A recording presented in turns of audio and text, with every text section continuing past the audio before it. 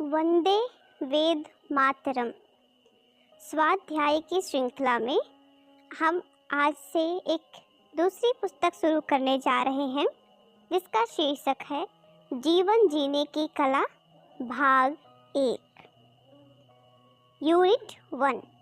इस यूनिट में हम पढ़ेंगे कि मनुष्य से महान और कुछ नहीं।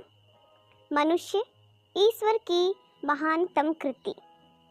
बाइबल कहती है मनुष्य ईश्वर की महानतम कृति है, किंतु इसके विपरीत हम देखते हैं कि सामान्य से असामान्य बनना तो दूर, व्यक्ति साधारण स्तर का भी नहीं रह पाता है।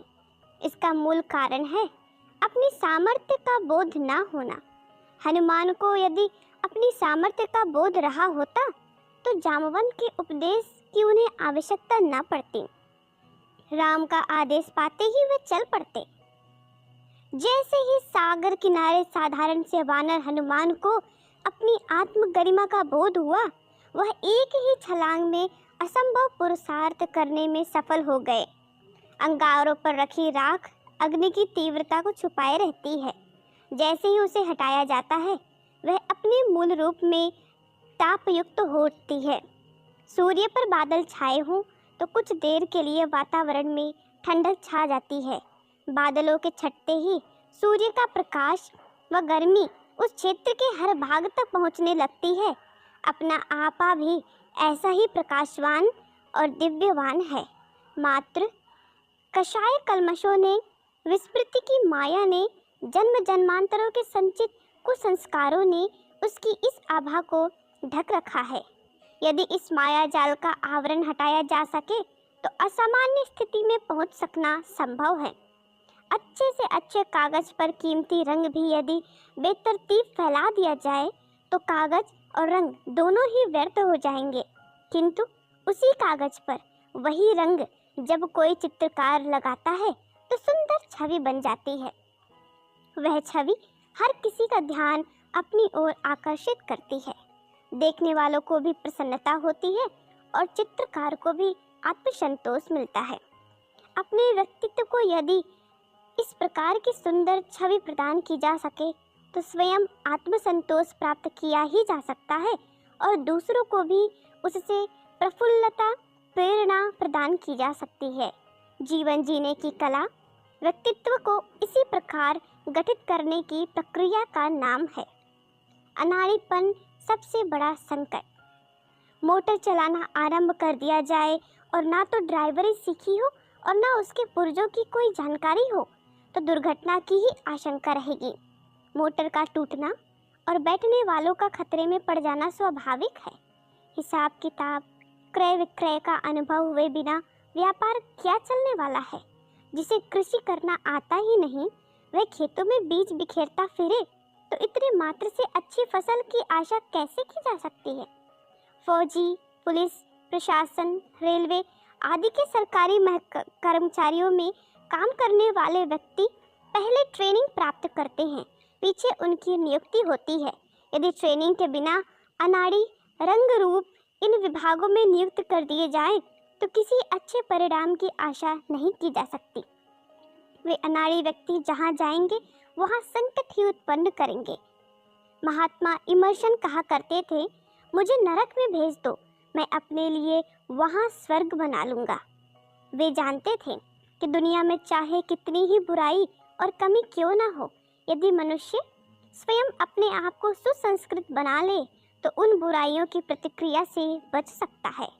मोटर की कमानी यानी कि स्प्रिंग बढ़िया हो तो सड़क के खड्डे उसको बहुत दचके नहीं देते।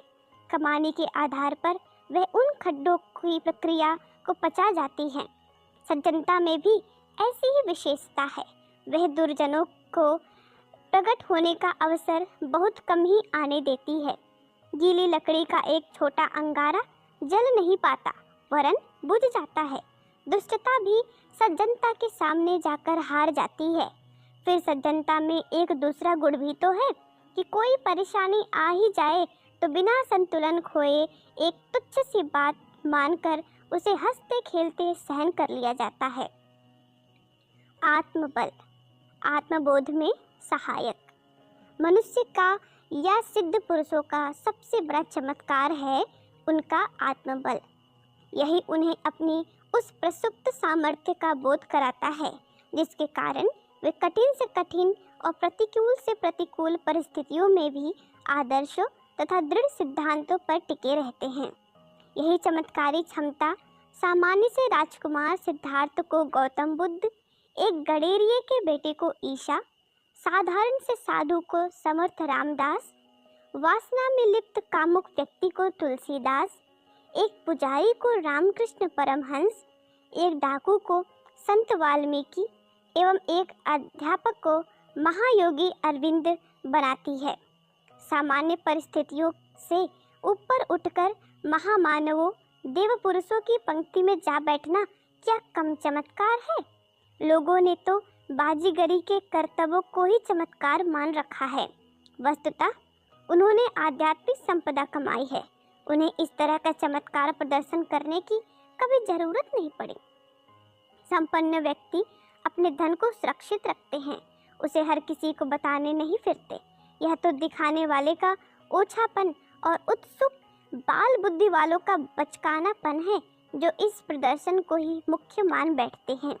जीवन की गरिमा को जिन्होंने समझा है, उन्होंने इसकी साधना की है, वह प्रत्युत्तर में अनगिनत बहुमूल्य मणिमुक्तक पाए हैं। इसमें वे स्वयं लाभान्वित हुए हैं व अनेकों को भी लाभ पहुंचाया। प्रत्येक व्यक्ति महान बन सकता है। प्रत्येक व्यक्ति में महान बनने की संभावना बीज रूप में विद्यमान है।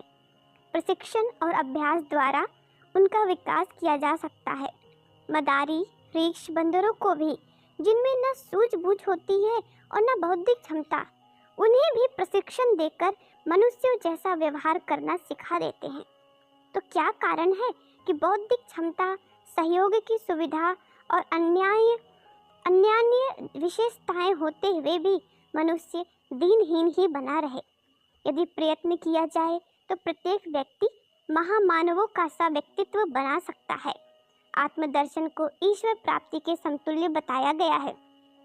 इस रहस्यवाद को यदि सरल शब्दों में समझना हो तो बोलचाल की भाषा में इतना कह देने से भी काम चल सकता है कि अपनी अर्थात जीवन की गरिमा को समझा जाए और उस कल्प वृक्ष की निष्ठापूर्वक साधना की जाए।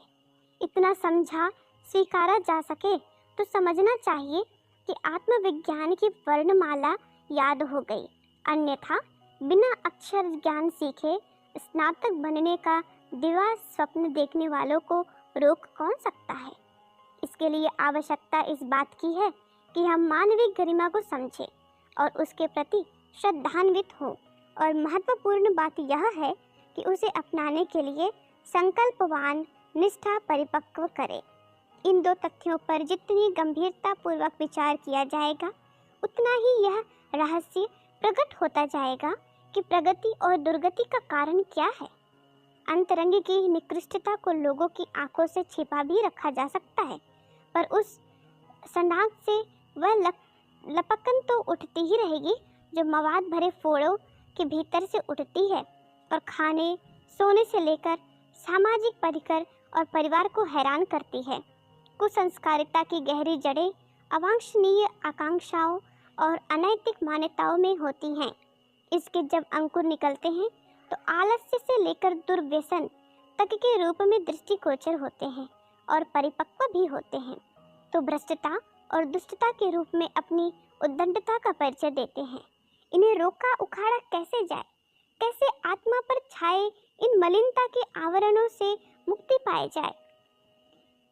इसके लिए किसी वरदान अनुदान पर अवलंबित नहीं रहना चाहिए, वरन उस आधार को अपनाना चाहिए जिसके बन जाने पर अनुदान बिना याचना के ही मिलते झलकते हैं।